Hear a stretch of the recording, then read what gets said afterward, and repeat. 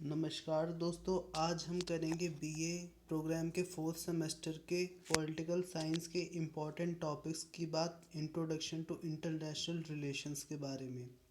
तो इसमें first topic जो इम्पोर्टेंट है वो है अंतर्राष्ट्रीय संबंधों में मार्गेंथाउ के यथार्थवादी सिद्धांत का योगदान, जिसमें अब क्लासिकल, परंपरागत और शास्त्रीय यथार्थवादी सिद्धांत के बारे में जानेंगे। इसमें आपको क्वेश्चन पूछ लिया जाएगा जैसे कि मार्गेंथाउ के यथार्थवादी सिद्धांत क्या था, यह अंतर्राष्ट्रीय संबंध में मार्गेंथाउ के यथार्थवादी सिद्धांत का क्या योगदान था। दूसरा इम्पोर्टेंट टॉपिक है नारीवाद, अंतर्राष्ट्रीय संबंधों में नारीवादी परिप्रेक्ष्य, जे एन टिकनर के विचार। तो इसमें भी आपसे इसी तरह क्वेश्चन पूछ लिया जाए कि नारीवादी परिप्रेक्ष्य में जे एन टिकनर के विचार आपको लिखने होंगे, या अंतर्राष्ट्रीय संबंधों को समझने के लिए नारीवादी परिप्रेक्ष्य का किस तरीके से उपयोग किया जा सकता है। और तीसरा इसमें इम्पॉर्टेंट टॉपिक है भारत एक उभरती शक्ति के रूप में, राजनीतिक, आर्थिक और सैन्य रूप में। तो इसमें आपको वर्णन करना हो कि भारत एक उभरती शक्ति के रूप में किस प्रकार प्रकट हुआ है। इसमें आपको इसके ऊपर शॉर्ट नोट्स भी लिखने के लिए आ सकते हैं।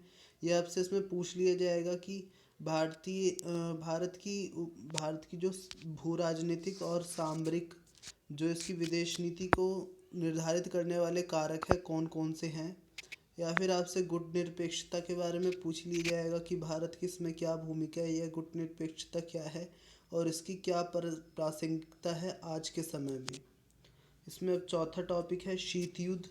शीत युद्ध क्या है, इसकी उत्पत्ति के कारण आपसे पूछ लिए जाएंगे, या इससे आपके शीत युद्ध के चरण के बारे में पूछ लिया जाएगा, जिसमें आपको पता हो कि इसका जो थर्ड चरण है शीत युद्ध का, तीसरा चरण, उसको तनाव शैथिल्य भी कहा जाता है, और जो इसका चौथा चरण है उसे नवशीत युद्ध भी कहा जाता है। तो इसमें आपसे तनाव शैथिल्य के उदय और पतन के कारक पूछ लिए जाएंगे, या तनाव शैथिल्य क्या था वो पूछ लिया जाएगा।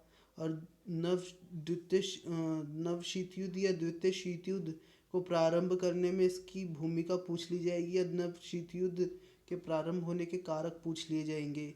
या फिर आपसे पूछ लिया जाएगा शीत युद्ध की उत्पत्ति कैसे हुई और इसके दौरान प्रमुख घटनाएं हुई, उसका वर्णन करें।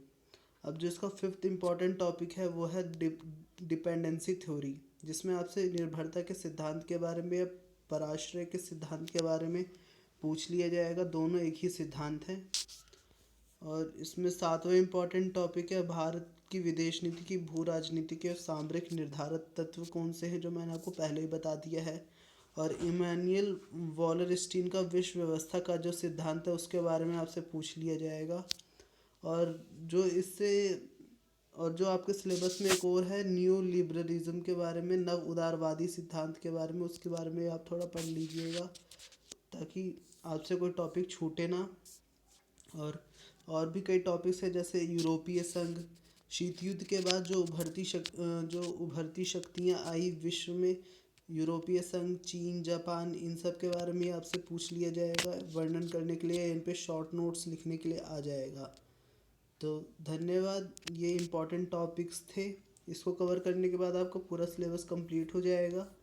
और अगर इससे जुड़ी कोई भी क्वेरी है आपकी तो आप कमेंट में लिख सकते हैं। धन्यवाद।